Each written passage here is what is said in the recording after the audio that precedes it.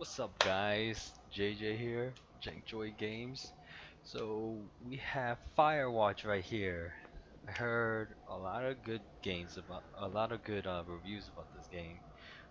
Very positive. I have not actually watched anyone else play this game, and I kind of want to go into this as like a complete mystery. So this is completely brand new to me.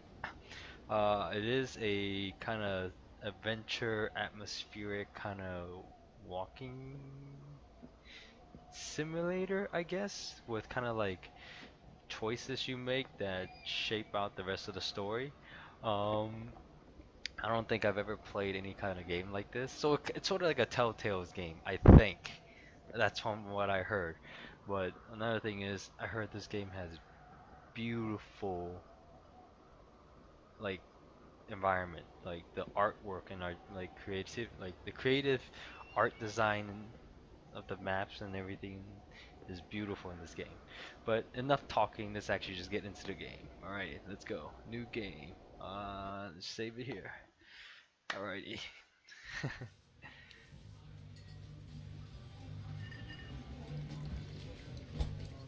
Sounds like we're in a cafe or some kind of diner. There's food and people.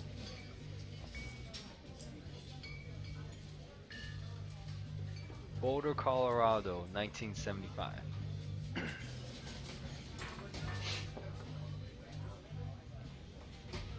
You see Julia. Hey, Julia. Oh, I supposed to click. She's about your age, late 20s, laughing with well-dressed professors and grad students from nearby CU Boulder. You, Henry, are drinking out with your pals. You approach her. You are drunk. So, what's your, major? You're pretty. Okay, so I'm drunk. Normally you say something stupid when you're drunk, but knowing me, I probably won't, cause I think I'm socially awkward, although most of my friends tell me I'm not. So I'm probably gonna go with this. So what's your, major? Cause I suck with talking with girls. You slur the word major and it smells like cores. You give an awkward smile. Evolutionary biology, she says, and I'm a professor. Cool. You reply, what's yours? She asks. She sniffs the air. Toxicology. Oh, okay. Was that a burn, you asked? She says, definitely. Worried she hurt your feelings, she asks if you want to split a cheeseburger. 1 week later, you're Julia's boyfriend. Oh, damn, it's that easy? Shit. Alright.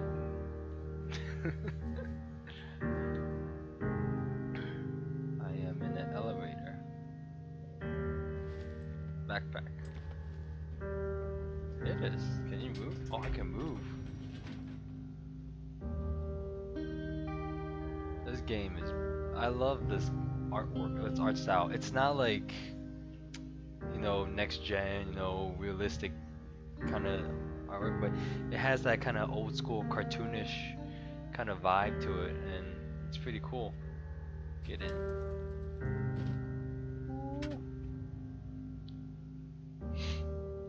You date for over a year. She drives you absolutely nuts. It's great. And that's what a relationship sounds like. You move in, you share an apartment near the school with a view of the mountains. You two drink beers out on the deck. You drink beer just about anywhere. Life is good. So I'm an alcoholic. Oh, we are alcoholics. Julia wants to get a dog. There's a scruffy, undersized beagle. Julia is in love. She wants to bring it with her to class. There's also an intimidating but gentle-eyed German shepherd. Nothing bad could happen to Julia while walking this dog. It's a badass. Oh.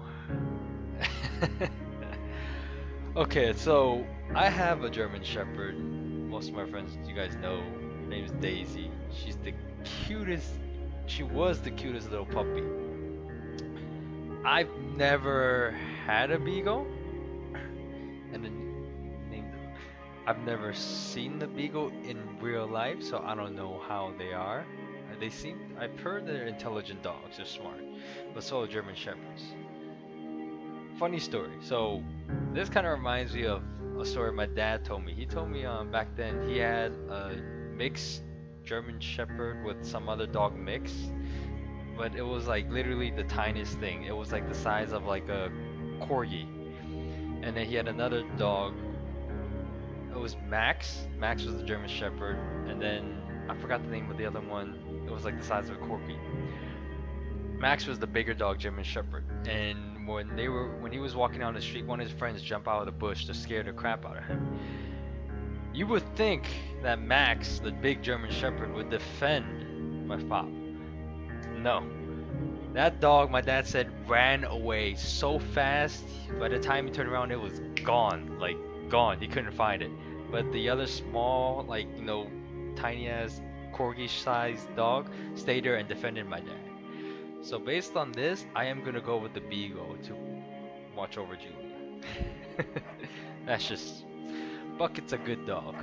And a week later, you've totally forgotten about the other one. Julia loves him. You love him too.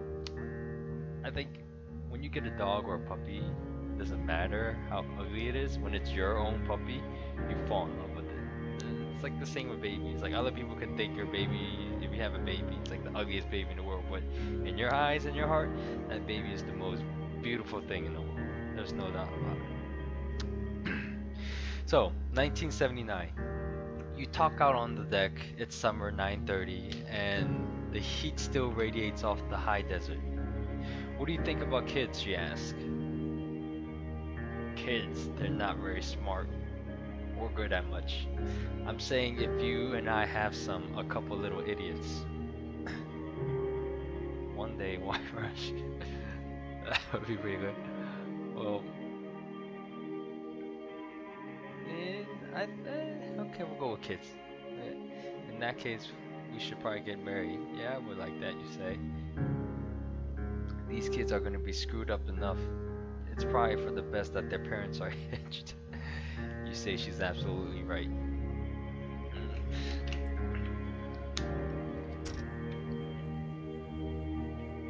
Oh wow, look at this. Do you see this? It is beautiful. Can I run? No. Can I jump? Okay, what's this? Thoroughfare trailhead. So it's like a map. Do I need to memorize this? Am I gonna get lost? Do not forget to check in. No fireworks. Warning, thoroughfare is not recommended for inexperienced hikers. Learn to live with bears. So I get a feeling I'm gonna get attacked by a bear and something gonna set off a forest fire maybe? And I need to, someone's gonna get lost.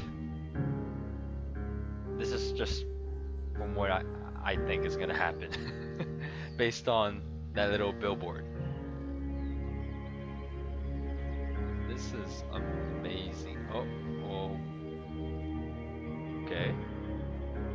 It's a Thursday night and Julia is 4 hours late. She doesn't call. You're worried and getting angrier by the minute. She walks in after you go to bed. She's not quite drunk, but she's clearly been having a fun time. You fight when she gets between the sheets. Oh.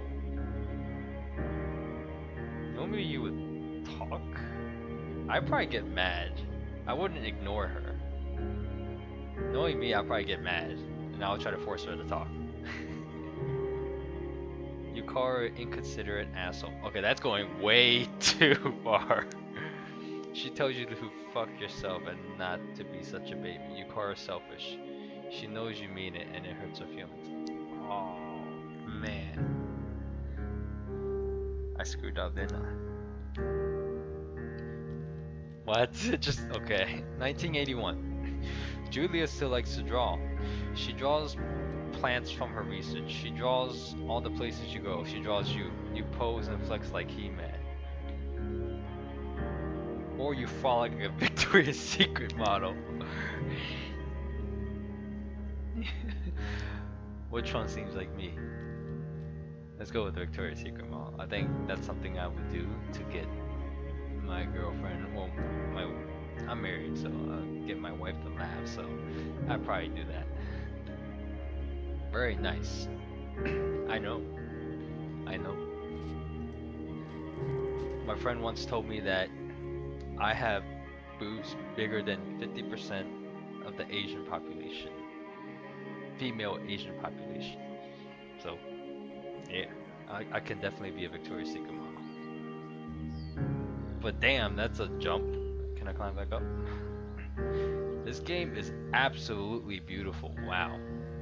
If only real life looked like this. If only real life looked like this. I will go hiking every single day.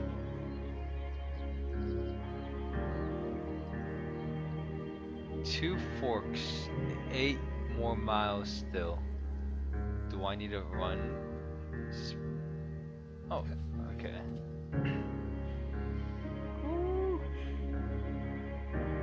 1982. During the summers, you and Julia enjoy walking Bucket at night. Oh, Bucket the dog, okay. There's a festival in town. It brings in folks from faraway places. One of them tries to mug you with a knife. Bucket gets kicked. Fuck, did the dog, Julia yells. She gets flustered and she has trouble speaking when she is stressed. You confront the attacker. You scare him away. You beat his goddamn face in. So, the attacker has a knife. Fighting him will probably only make it worse. I'll probably will confront him to get all defensive, and he might end up stabbing someone. So I don't know. Knowing me, I'm hot-headed, so I'll probably go ahead and beat his face in. But I know that's not smart. It'll probably come back to haunt me, so I'll just scare him away. How would I scare him away? Let's try. You reach into your pocket like you've got a gun, threaten to kill him. You manage to scare off all three of. You manage to scare all three of you.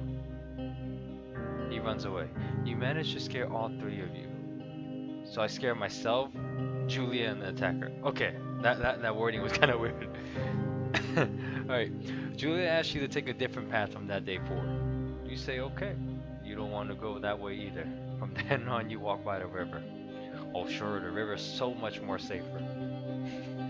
Why not call the police? 1984, plans to have kids get waylaid by work. I know how that feels. Julia gets offered a job at Yale. Yale is in Connecticut, 2,000 miles away. It's a great job, associate department chair. She wants to move. You absolutely do not. Agree if she commutes back and forth. Convince her not to take. I mean, okay, that's kind of selfish. If your significant other gets like that once in a lifetime kind of job or opportunity, like something that they've been dreaming for, it's kind of be more fair if you were more considerate to kind of move with them, but it doesn't give me that option. Convince her not to take the job. I wouldn't do that. That's kind of like taking someone's hopes and dreams away. So maybe settle for something in between. So commute, I guess. You ask her if she'll commute back and forth. You don't want to move to Connecticut. She says that will be hard, but she'll do it if you won't move. You tell her not to pass it up if it's what she wants. She agrees. She flies back to Boulder 3 times each semester. Okay, so I'm like chilling by myself alone. Okay, 1985. Julia is sent home from Yale on paid leave after having an episode. She lost it on the colleague for borrowing books that were important to her research. She didn't remember she had happily loaned them to him just for 2 days prior. Oh, stress must have gotten to her. She was found crying in the stairwell.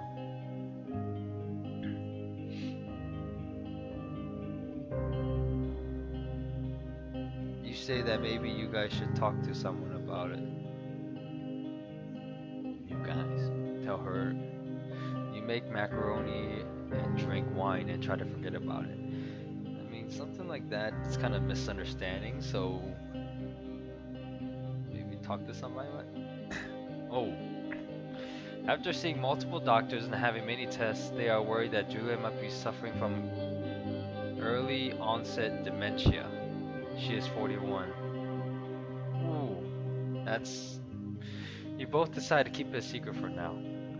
Damn, 41 already? We literally jumped like 20 years. Or 10 years-ish. I can't turn past... Am I sitting or something? Is that... Look at the stars. And this butterfly just casually flying through the tree stump. Okay. Let's pick up this journal. What we got?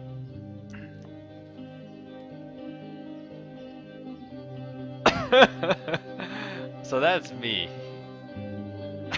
God damn, what a fat ass.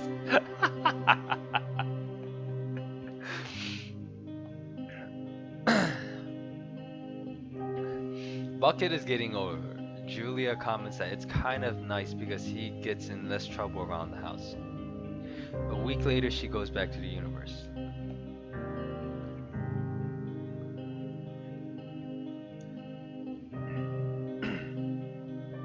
Julia's affliction gets worse. She can't remember things in class. Her research is in shambles. She drives her car to the next town over for no particular reason and has to be brought home by the police. She is devastated. She is sent home on permanent medical leave. Some days you get Julia who calls you a dope and your unborn child little idiots. Other days you get a stranger. She pulls you into bed to make love. After 5 minutes she goes into panic believing her dad is at the door.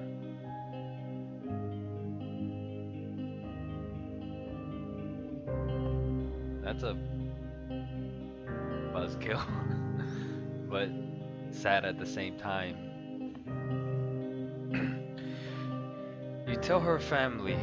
They are crushed and begin to make trips to and from their home in Australia to visit her. For a while, your friends come by with little things to brighten the day. She gets worse. This is gonna end bad. You spend your days following Julia around the house. You count the seconds between the 2 weekly visits from Daniel, the nurse. He suggests that Julia could live somewhere else, somewhere in the 24-hour care home. A home. It sits with you for a couple months. He suggests that Julia could live somewhere else, somewhere with a 24-hour care. Oh, okay. You decide to move her into a full-time care facility. You are determined to take her hers. That's kind of like sending your parents who have like, what's that term? Alzheimer's to a nursery home. It's kind of like, hey, I don't want to deal with you since you have bad memory. Get the hell out of here. So sending her to a full-time care facility is kind of bad, but at the same time, yeah, it's kind of hard for. I understand that he's going through a lot of pain to take care of her yourself, but that's your wife. I mean, you gotta do it, right? If you're not gonna do it, who else is gonna do it? So yeah, I'm gonna take care of myself. That is pretty. It is springtime. Am I hiking again? Not with Julia? Oh, this is the same trail I jumped down before, so he's still going on this same trail. So do I go on runs by myself? Wait, this changed. I think I jumped through that stump before. Either way, this is beautiful. When I run through the woods or go, it does not look like this.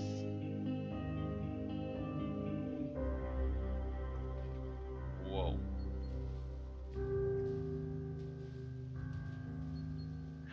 Frolic away, buddy. It is impossibly hard. The worst is when you get mad at her, like when she tries to cook her own food. You can't do anything without her, and she can't do anything. Oh, the worst is when you get mad at her, like when she tries to cook her own food.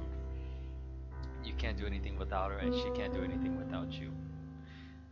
It's kind of what you're supposed to be, you know. You're dependent on each other. You need each other. I know it kind of sounds like I don't know. I don't know. When she goes to sleep, you stay up for a few hours, drinking on the deck, watching baseball in the summer, college basketball in the winter, drinking then too. You start going out after you put her to bed. The first time you do it, you worry about her getting up and walking around while you're gone. The heck? You put a chair in front of the bedroom door. Why would you do that?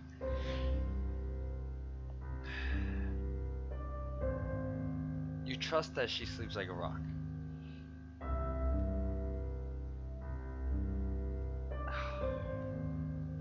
Okay. I kind of see where this is going. If I block her into the room, she's gonna flip shit. But then if I trust her to sleep like a rock, she's gonna end up walking away and disappearing. Oh, this is a tough one. But then if I block her, she might jump out the window. Oh. Okay, I'm gonna trust that she sleeps like a rock. Why would I be going out? You go to the same bar at the boring end of Pearl Street. It's nice there. Over time, you tell Sheila, the bartender, everything. It's a huge weight off. You're home and in bed by 1 a.m. a couple nights a week. You look forward to those nights. Uh-oh. One night, you are stopped at a DUI checkpoint.